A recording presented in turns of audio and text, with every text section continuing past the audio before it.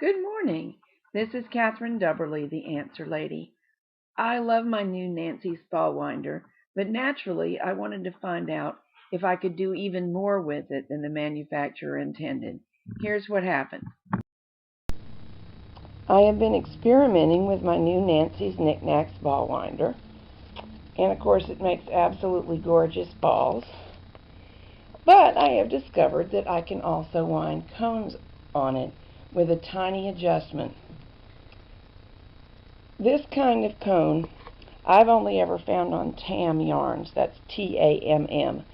They are sold by the KnitKnacks shop, and they've got an online presence, www.knitknackshop.com, and other people carry Tam yarns too.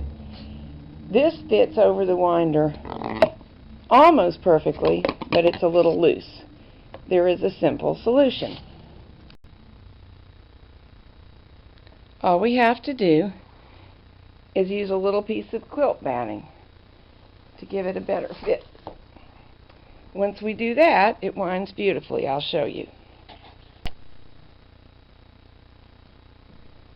Okay, here's the yarn that I'm going to use. I'm going to use a little piece of tape to start it. There are other ways to secure it, but that works well for me. And off we go.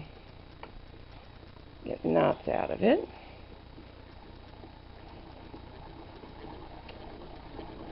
I'm going to start speeding up so you can see how fast it can go when you're used to it. And see how it's making a perfectly usable cone? So far, I've only used a few of them, but when machine knitting, this feeds off the cone just fine, and the cone is sufficiently stable.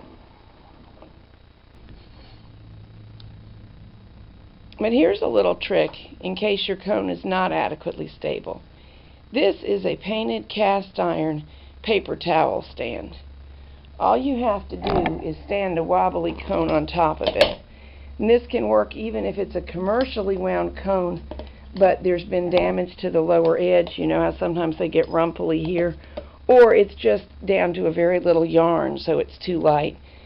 And the extra weight adds plenty of stability, and the yarn pulls off just beautifully. So I'm going to continue winding this. I'm really loving this ball winder. I think any knitter who can afford it would really appreciate it.